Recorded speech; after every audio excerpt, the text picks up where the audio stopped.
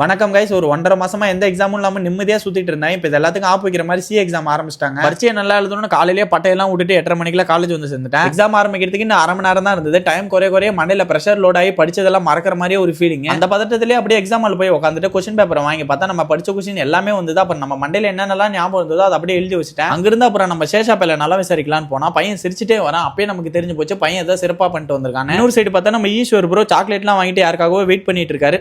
ஏதோ நல்லா இருந்தா சரிதான். எங்க காலேஜ்ல திரும்ப பிளட் டொனேட் கேம்ப்லாம் போட்டுருந்தாங்க. நானும் கொடுக்கலான்னு பார்த்தா பட் நமக்கு சளி ரொம்ப பிடிச்சிருந்ததுனால கொடுக்க வேணாம்னு சொல்லிட்டாங்க. சரின்னு கேண்டீனுக்கு போயிட்டு ஒரு நைஸ் ஆம்லேட்டும் வாங்கி சாப்பிட்டு காலை உணவே மதியம் தான் சாப்பிட்டேன். அப்புறம் இவ்வளவு நேரம் பார்த்து உங்களுக்கு தெரிஞ்சிருக்கும். சில பேர் கமெண்ட் கூட பண்ணிருப்பீங்க என்ன ப்ரோ மண்டை இதுன்னு. நான் என்னங்க பண்றது, நல்லா இருந்த முடிய வடக்கு பையாட்ட கொடுத்துட்டு கோளாராக்கிட்டேன். எனக்கு கன்ஃபியூஸாவே இருக்குதுங்க. திடீர்னு முடி வளர்க்கலாம்னு தோணுது. 2 மாசம் நல்லா வளர்த்துறேன், அதுக்கப்புறம் முடி போய் வெட்டிடுறேன். இது எனக்கும் சுத்தமா புரியல. நான் ஏன் இப்படி பண்றேன்னு நீங்களே சொல்லிட்டு போங்க. நம்ம முடி வளர்க்கலாமா இல்ல மீடியமாவே மெயின்டைன் பண்ணலாமான்னு கருத்து பெட்டில சொல்லிட்டு போங்க. சரி வீடியோக்குள்ள போவோம். காலேஜ் முடிஞ்சு ரூமுக்கு வந்ததுக்கு அப்புறமா 6 மணி போல ஜிம் கிளம்பி போயிட்டேன். ஒரு 1.5 மணி நேரம் தரமா ஒர்க் அவுட் பண்ணி முடிச்சிட்டு திரும்ப ரூம் கிளம்பி வந்துட்டேன். அப்புறம் வழக்கம் போல டேனினாவும் கிரிக்கெட் விளையாட போலான்னு கால் பண்ணி கூப்பிட்டாரு. சரி நானும் கிளம்பி போயிட்டேன். இன்னைக்கு என்ன ஆச்சுன்னு தெரியல, இத்தனை நாள் இல்லாம மேட்ச்ல பயங்கரமா பெர்ஃபார்ம் பண்ணியிருந்தேன். இன்னொரு சைடு பார்த்தா நம்ம பாலாஜி அவர் ஆளுக்கு செல்ஃபி அனுப்புறன்ற பேர்ல வீடியோ எடுத்துன்னு இருக்காரு. எடுத்தது கூட ஓகே, பட் டெலீட் பண்ணிட்டு போயிருக்கலாம். இப்ப பாருங்க நமக்கு யூஸ் ஆயிடுச்சு. சரி ஓகே, இதோட இன்னைக்கு நான் நாளை முடிச்சுக்கிறேன். நாளைக்கு ஒரு புது வீடியோல பார்க்கறேன். Tata bye.